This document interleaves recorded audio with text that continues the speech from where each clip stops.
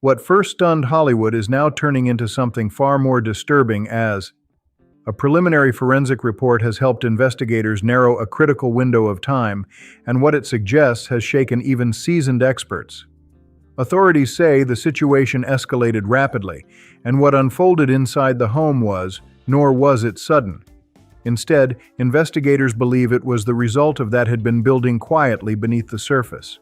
Sources familiar with the case believe the night may have begun earlier at Conan O'Brien's Christmas party, where several guests reportedly noticed Nick acting tense and unpredictable.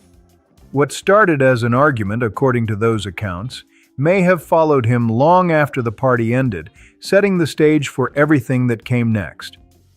After leaving the event, Nick allegedly returned to the Brentwood area. Investigators describe his behavior as calm on the outside, controlled in his movements, and deliberate in every step. Surveillance and witness accounts suggest nothing erratic at first glance. That's part of what has unsettled authorities the most. Records indicate that he later checked into a nearby hotel, acting composed and quiet, drawing no attention as he paid and went to his room. What raised eyebrows came shortly afterward. Investigators confirmed that Nick secured the services of Alan Jackson, one of the most high-profile defense attorneys in the country, remarkably quickly. According to sources, this was allegedly done using family inheritance funds, a move that immediately sparked difficult questions. The speed and confidence of that decision stood out. The Los Angeles County District Attorney's Office states that the incident inside the home occurred sometime between midnight and the early morning hours. There were no signs of forced entry because none were needed.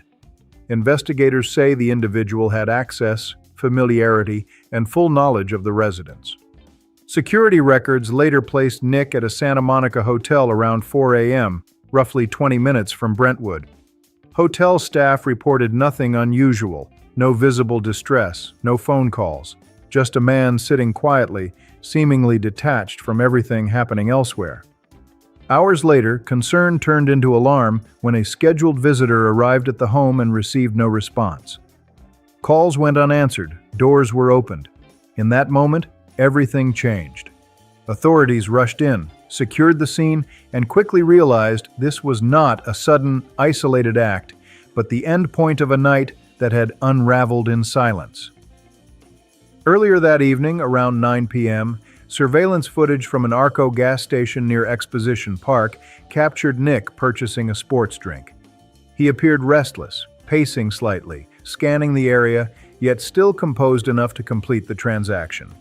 At approximately 9:15 p.m., LAPD officers working with U.S. Marshals detained him nearby. There was no resistance, no explanation. He remained silent as officers took him into custody. Footage from that moment shows a young man who appears emotionally drained rather than panicked. Later, forensic estimates suggested the couple had likely passed several hours before they were discovered. That timeline deepened the mystery and forced investigators to confront a difficult question: what truly led to that breaking point? Authorities believe Nick may have attempted to clean himself before leaving the home or later at the hotel. Despite that, traces of evidence may still remain. Surveillance cameras tracked his movements throughout Santa Monica that same morning. Experts believe the object involved was likely taken from inside the home, something ordinary and easily accessible. That detail added a chilling layer. Familiarity mattered. Forensic analysis later corrected early assumptions. Initial reports suggesting a single act were revised after evidence revealed multiple serious injuries. Professor Joseph Scott Morgan, a respected forensic expert, explained that repeated injuries often suggest deliberate action rather than a sudden emotional outburst. These situations involve proximity, control, and sustained effort. This was not something that happened in seconds. Another troubling detail emerged from reports suggesting the couple may have been resting when the incident began. If accurate, it would indicate intimate knowledge of routines and vulnerabilities. Investigators emphasize that actions taken at such close range reflect personal, controlled behavior rather than detachment. Attention soon turned to what followed. Reports revealed that Nick allegedly used family inheritance funds to secure legal representation. Public reaction was immediate. His attorney, Alan Jackson, is known for handling only the most complex cases, often at extraordinary cost. When questioned, Jackson declined to discuss who was paying his fees. Then came a major update. On December 18, 2025, multiple sources close to the family reported that the legal fees were allegedly being covered by the Reiner estate, valued at approximately $200 million. According to insiders, surviving relatives believed pursuing a mental health-based defense was the most humane path forward.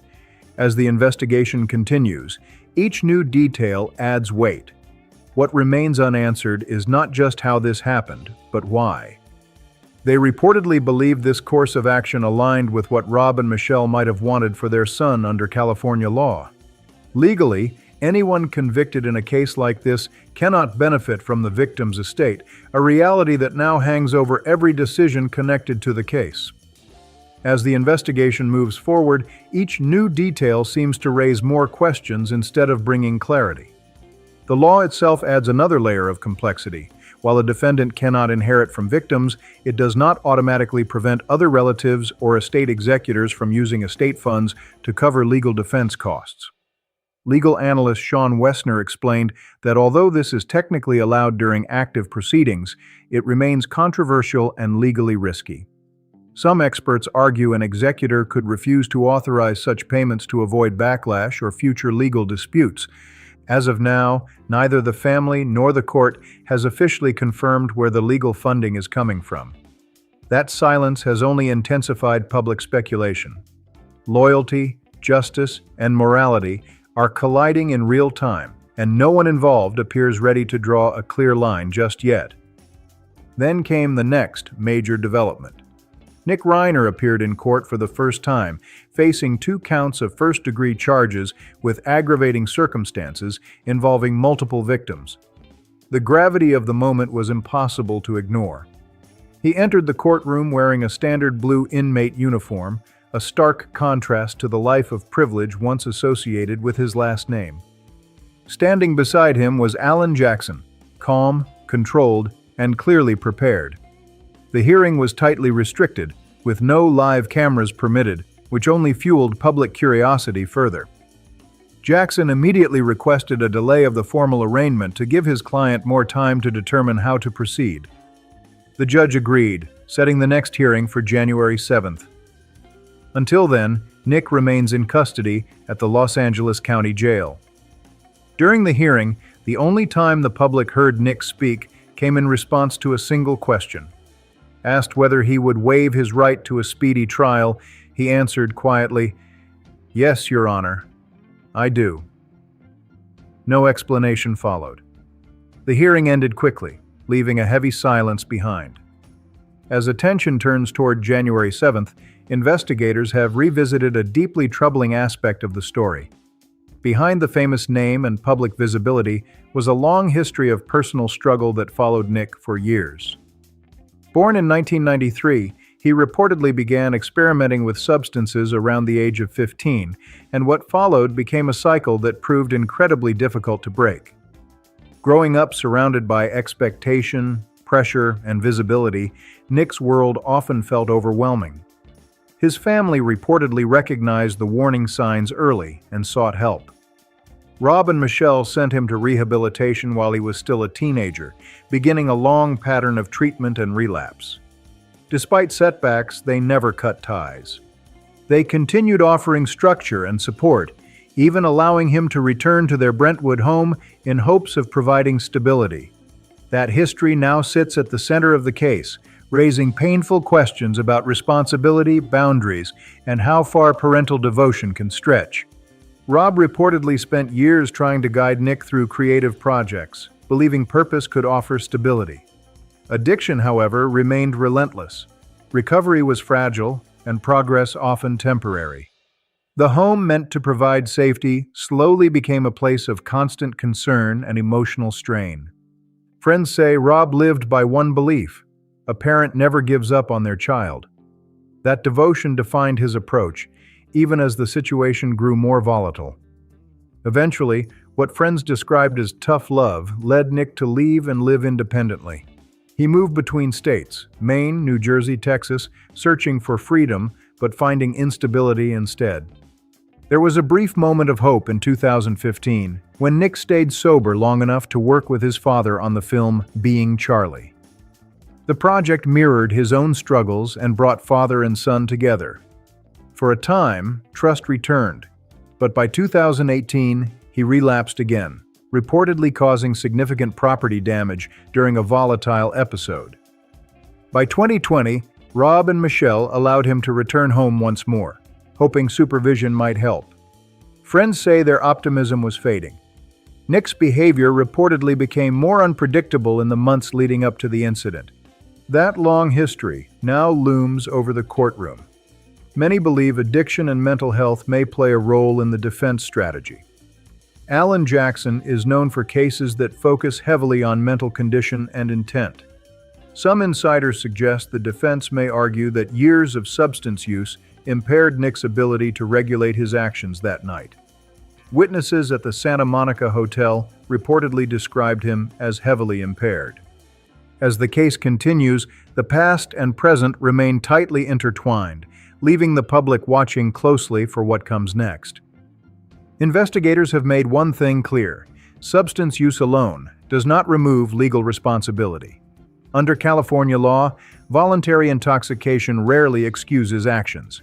At most, it may affect how intent is interpreted, and intent is the central battle in this case. Prosecutors are already signaling that earlier conflicts and deliberate behavior point to awareness and control, not confusion. If the evidence shows preparation instead of panic, the defense faces a steep uphill climb. With special circumstances attached, Nick could face life without the possibility of release. Even without those enhancements, sentencing could still fall between 25 years to life. Authorities have stated there is no indication of self-defense or accidental harm. Experts describe the incident as driven by intense emotion or loss of control, rather than mistake. What raises the stakes further is the public profile of the victims, decades-long Hollywood figures with deep industry ties. Potential witnesses reportedly include names like Conan O'Brien, Larry David, and Billy Crystal, turning the case into a possible national spectacle.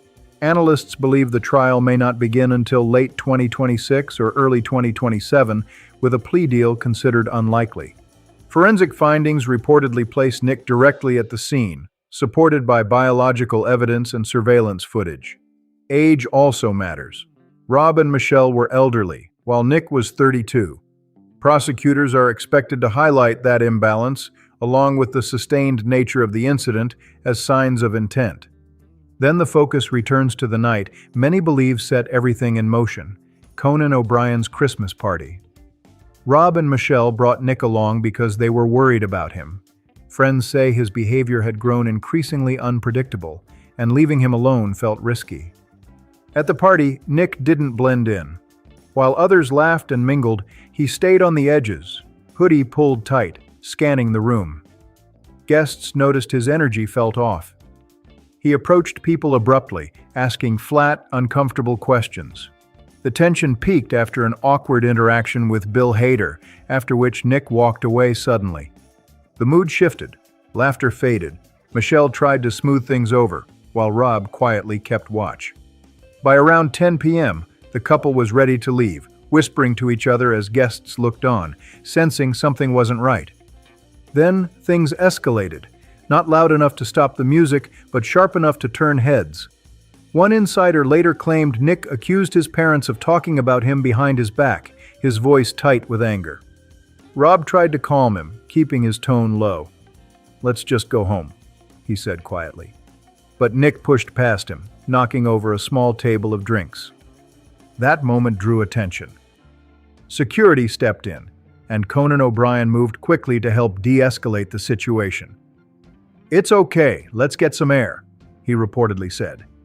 The group shifted toward the exit. Michelle clutched Rob's arm, her face pale with worry. Outside, the cold December air hit hard. Rob guided Nick toward the car, speaking calmly, trying to reason with him. Michelle stayed a few steps back, visibly shaken. Witnesses said Nick paced near the driveway, hands trembling, arguing in short bursts. He shouted something incoherent before finally getting into the car and slamming the door. The Reiners left quietly. To most guests, it was an awkward moment people assumed would pass. For Rob and Michelle, that drive home marked the beginning of their final hours. Neighbors in Brentwood later reported hearing muffled voices and faint arguing around midnight. Nothing that sounded alarming at the time. Just a family disagreement. By morning, that same house would become the center of an investigation that stunned Hollywood. Investigators believed the drive home was tense. Nick reportedly accused his parents of embarrassing him. Rob tried to de-escalate, urging him to calm down and rest. But once inside the house, the confrontation didn't fade, it intensified. Forensic specialists believe that sometime between midnight and the early morning hours, Nick entered the master bedroom where his parents were resting. What drove him in that moment remains unclear. Anger, emotional collapse, or something deeper. Investigators describe what followed as extreme and deeply disturbing. What makes the case even harder to process is how ordinary the night had begun. Friends say Rob and Michelle were cautiously hopeful about Nick's progress. They believed recent therapy and medication were helping. Rob had even talked about a new creative project they could work on together. No one imagined how fast everything would unravel. The discovery sent shockwaves through Hollywood. News spread first as whispers, then as confirmation. Tributes flooded social media as colleagues and fans struggled to understand how a family so deeply loved could be torn apart in a single night. Attention quickly shifted to Nick, his mental state, and the warning signs people now wondered if they had missed. Old interviews resurfaced, including one where Nick once said, "I feel like I was born into a spotlight. I never asked for that." The quote echoed with painful weight. As investigators pieced the case together, surveillance footage, forensic material, and witness statements from the party sharpened the timeline. Nick's erratic behavior, the argument, the abrupt departure. Everything began to align. Yet deeper questions lingered, about responsibility, about limits, about how far love can stretch before it breaks. Psychologists consulted by multiple outlets described the situation as a perfect storm. Long-term instability, emotional volatility, and unresolved trauma colliding at once. Even Conan O'Brien, who rarely comments on private matters, released a brief statement expressing sorrow and disbelief. Nearly a year later, the case still dominates headlines. What was meant to be a joyful December celebration became the beginning of one of Hollywood's most haunting chapters. A reminder that success and fame offer no protection from inner chaos, and that some families fight with everything they have and still lose.